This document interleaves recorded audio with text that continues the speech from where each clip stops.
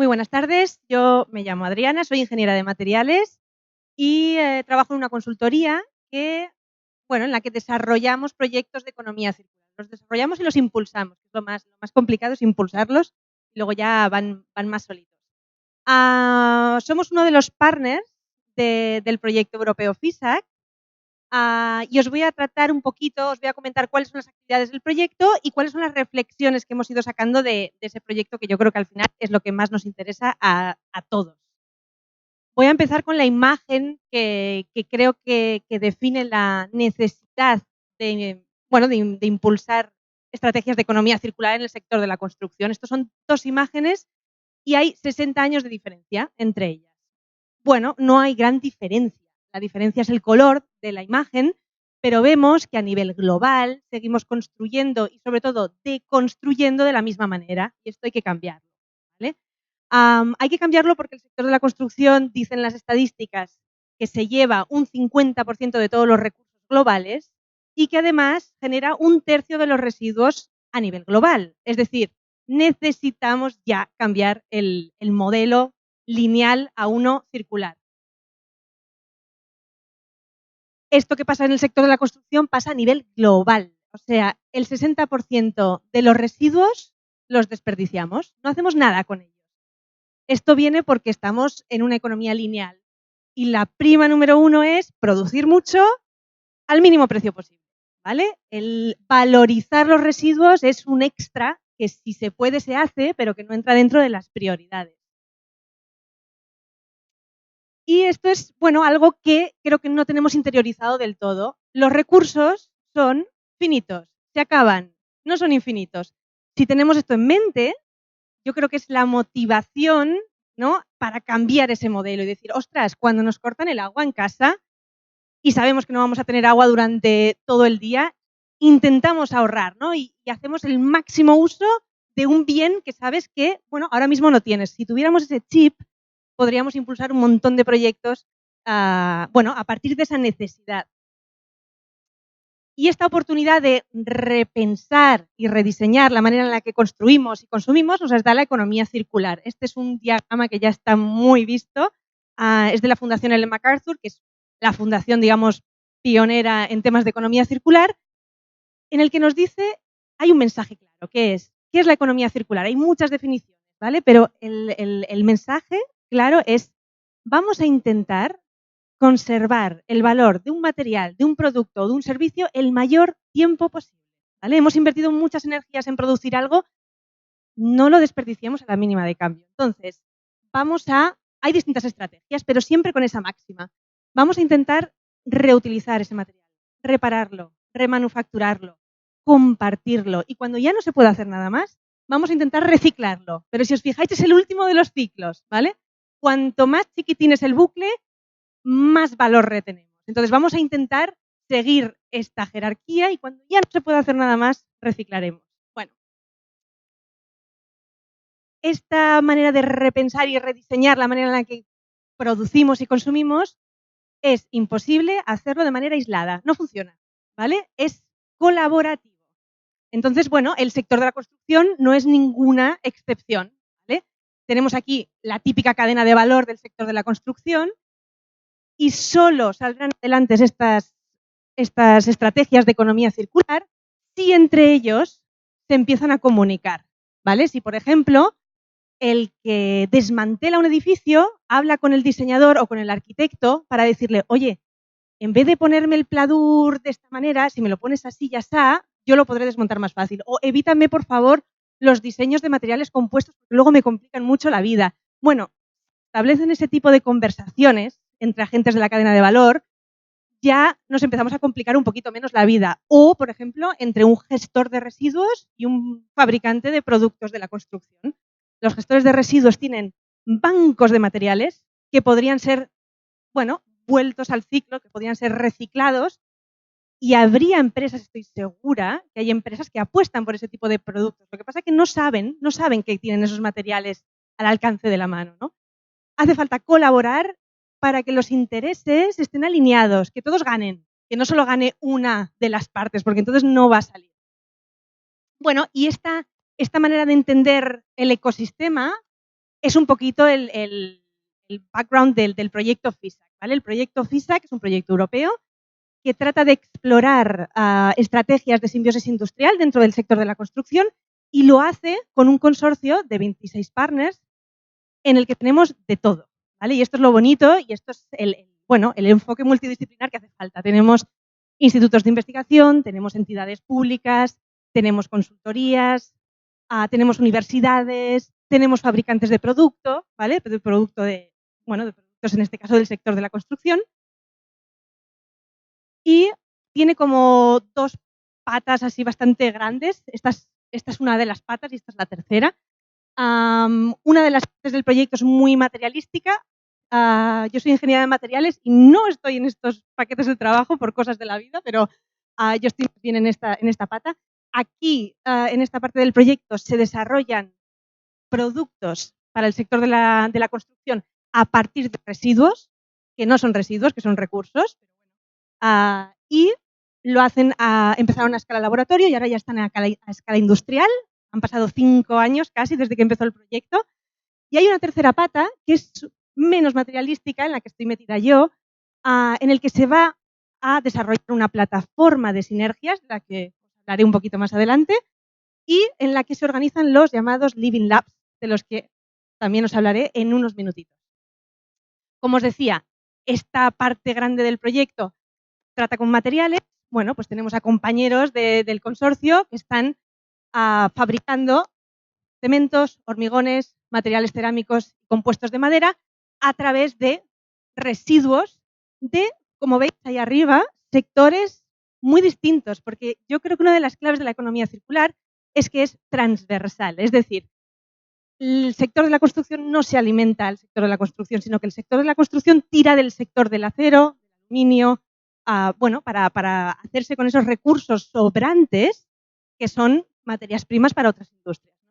Bueno, esta es un poquito la parte más de materiales en la que no voy a entrar, pero que si tenéis cualquier información, venís y me lo consultáis, yo os las doy encantadas. Pero bueno, esta es la idea, ¿no? O sea, a partir de residuos de escorias de hornos, de residuos de la fabricación de cerámicas, a partir de neumáticos fuera de uso, pues hay una serie de productos finales que ya se están testando. Y luego viene un poquito más la parte en la que yo estoy involucrada, de la que os hablo hoy especialmente, porque se sacan reflexiones muy interesantes y creo que está muy bien compartirlas, que son los llamados Living Labs.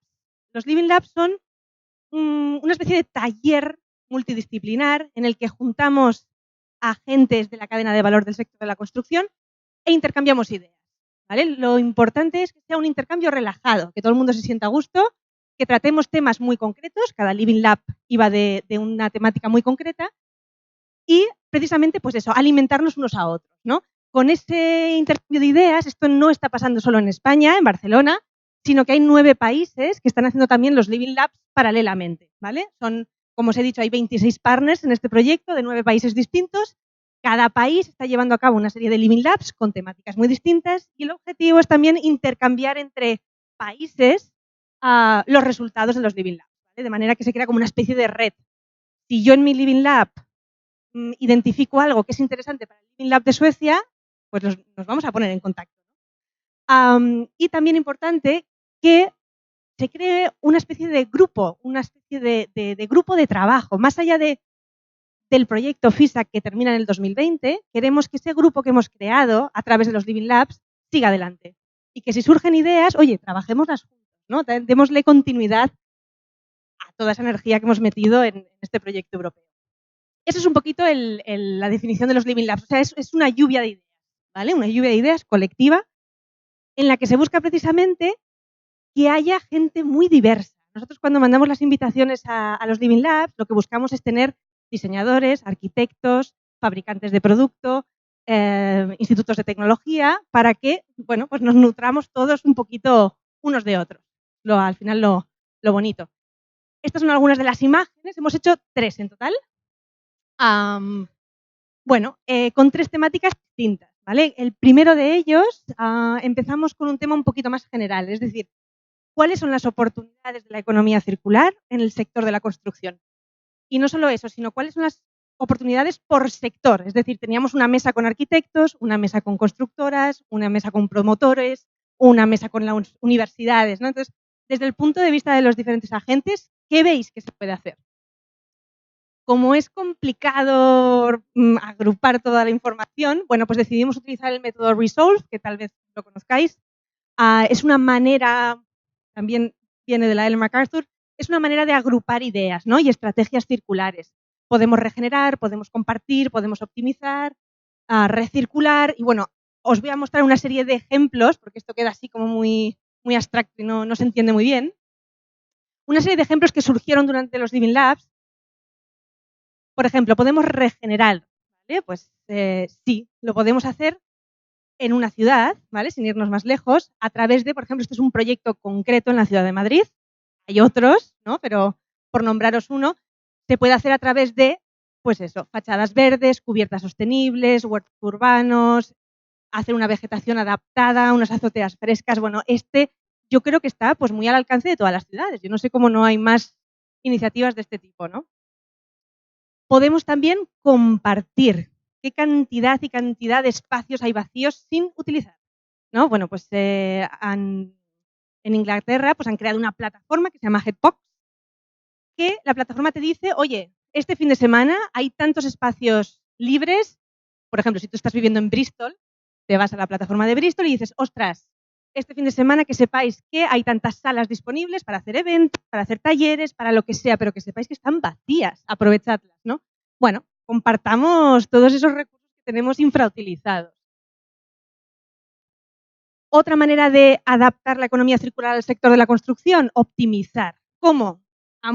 Pues a distintos niveles. Yo escogí este ejemplo porque me gustó mucho porque aglutinaba bastantes estrategias, ¿no?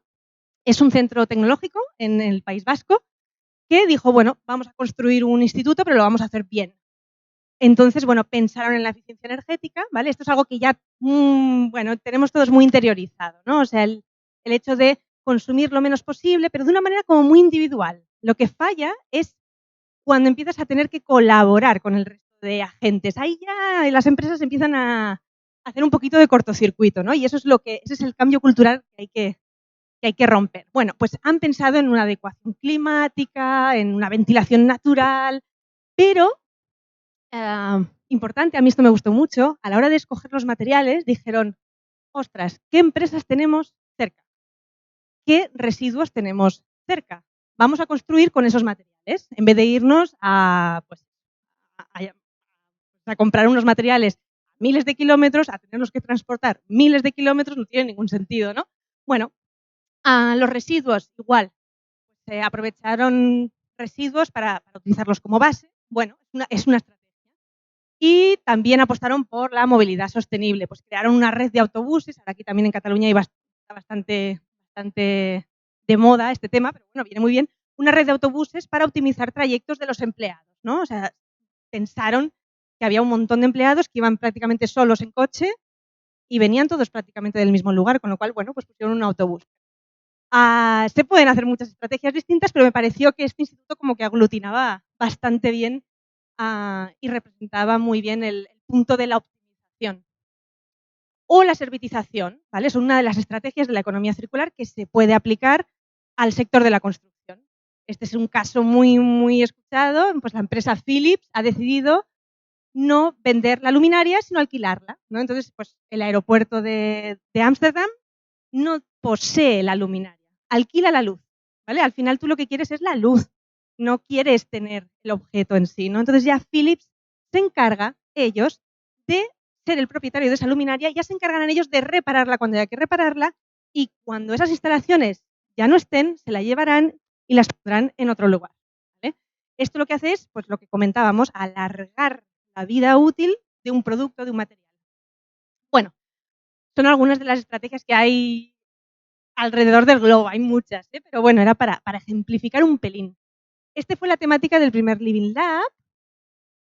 El segundo Living Lab hablamos del usuario, es decir, si queremos implantar estrategias de economía circular dentro del sector de la construcción, dentro de cualquiera, pero en el sector de la construcción en concreto, es importante que haya un mercado detrás. Es decir, hablamos de reutilizar materiales y reciclar materiales. Pero bueno, el usuario, el consumidor tiene que estar ahí, tiene que querer pagar por ellos, ¿no?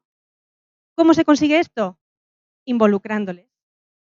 Entonces, hicimos un Living Lab en el que invitamos a cooperativas, supongo que sonarán pues, La Borda, La Col, bueno, cooperativas de arquitectos, que dentro de sus proyectos lo que hacen es piensan en los usuarios. Es decir, vamos a construir un edificio. ¿Cómo te gustaría que fuera ese edificio? Si no se puede, te voy a explicar por qué no se puede y te voy a dar alternativas, ¿no? Y entonces los usuarios empiezan a cogerle el gustillo y decir, ¡ostras! O sea, que hay un aislamiento reciclado que funciona igual que uno virgen y que podríamos utilizarlo. Oye, pues ya me gustaría, ¿no? O sea, empiezan a informarse sobre temas de sostenibilidad y a querer ser consumidores. Forman parte de la planificación, pero también de la obra misma, ¿eh? Tienen pues una serie de días en los que ellos van a las obras a trabajar con los arquitectos y con los constructores, ¿no? Me parece una idea brillante, que es muy sencilla, pero que es muy brillante, porque así tienes al usuario, digamos, ganado, ¿no? Bueno, al final son las personas las que habitan los lugares, ¿no? Entonces, pensemos un poquito más en ello. Esta era la temática del segundo Living Lab. Y el tercer Living Lab lo hicimos ayer, aquí, en la FIRA. Quisimos tocar el tema de las herramientas digitales, porque cuando hablamos de economía circular y el sector de la construcción, decimos, ostras, resulta que empleamos toneladas y toneladas y toneladas de materias primas que las transportamos miles de kilómetros en muchas ocasiones y que luego acaban, bueno, sin ser utilizadas. Espacios abandonados, materias primas que están perfectamente, es decir, si se acondicionan mínimamente, pueden volver a utilizar, ¿no? Pero ¿qué pasa? Que no sabemos que están, no lo sabemos. ¿Qué podría ayudarnos a conocerlas un poquito mejor? Bueno, pues una plataforma digital, esto era el programa de ayer, ¿vale? Del Living Lab, en el que invitamos a cuatro agentes que están trabajando en este tipo de plataformas, ¿vale? Este tipo de plataformas lo que te hace es visualizar qué recursos tienes a tu alrededor, materias primas, energía, agua, para poderlas utilizar en tu proyecto constructivo. Es decir, vamos a pensar un poquito al revés. Es decir, en vez de que el arquitecto tenga ya un diseño y luego piense en los materiales, pensemos quizás un poquito al revés. Pensemos qué tengo a mi alrededor, que está ahí, que puedo utilizar, y voy a hacer un diseño adaptado a él, ¿no? Este es un caso en Francia. Aquí vemos de dónde vienen un poquito los materiales, pues tenemos puertas, tenemos... Todo esto son residuos, ¿eh? Que no son residuos, que son recursos, repito. Pero tenemos la madera de los paseos de las playas, tenemos aislante que venía de un centro comercial, parte de la luminaria urbana que estaba obsoleta, bueno, pues ellos la utilizaron. Y, fundamental, hay que cambiar el chip. Este es el interior de un edificio, ¿no? No tiene nada que envidiar a cualquier edificio que se haya construido a través de materias primas vírgenes. Yo creo que a veces, bueno, el usuario tiene que hacer un cambio de chip y decir, lo reciclado, lo reutilizado, no es menos bueno, no es menos bonito, no es menos estético, no es menos funcional, es exactamente igual. Bueno, pues este tipo de... O, por ejemplo, es verdad, sí, se me había olvidado. Este es otro ejemplo bastante... Me gusta mucho, es muy bonito. Estos son cerámicas baldosas de una empresa que tenía toneladas y toneladas sin emplear. Normalmente las baldosas las ponemos horizontales, ellos pensaron en ponerlas de manera vertical y han creado un mobiliario urbano a través de residuos. O sea, estas cerámicas iban a vertedero, ¿no? ¡Qué barbaridad! Además son permeables, con lo cual pasa el agua, está muy bien. Es un proyecto muy chulo. O uno de mis favoritos, que este es es un estudio de arquitectura muy potente en Rotterdam, que se llama Superuse Studios, que utilizaron turbinas de viento para hacer un parque infantil, ¿no? Pues lo mismo, esas turbinas de viento estaban abocadas a ser un residuo y a no utilizarse, y mira qué maravilla. Bueno, si echamos un poquito de imaginación y un poquito de ganas y un poquito de colaboración, se pueden hacer cosas muy chulas. Dentro del proyecto FISAC, pues también parte de las tareas es crear una plataforma de intercambio, ¿vale? Aquí tenemos un poquito la parte del intercambio, del marketplace, pero también, bueno, pues la plataforma está diseñada para, a través de las experiencias del FISAC, del proyecto, crear una serie de redes que se pueden extrapolar a otros sectores y ellos han decidido incluir también dentro de, aparte de crear esas redes, pues contabilizar, pues, por ejemplo, a través de análisis de ciclo de vida, qué beneficios medioambientales tengo, pero también qué beneficios económicos. Es decir, hay un análisis también económico dentro de la plataforma. Está en desarrollo.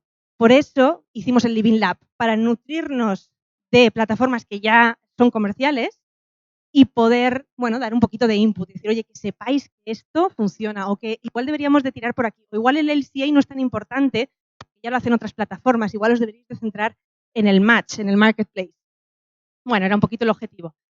Esta es una plataforma del estudio de arquitectura que os comentaba, SuperUse, y es un poquito pues, lo que os comento continuamente y de lo que fue el Living Lab, ¿no? Es decir, esta plataforma lo que te hace es mapearte los recursos que tienes a tu alrededor, ¿no? Y decir qué tipo de material es, bueno, en este caso tenemos madera, pero podría ser vidrio, podría ser metal, en qué cantidades está, cuánto te va a costar, ¿no? El precio siempre son menores que un precio de material virgen, pero siempre hay un precio asociado.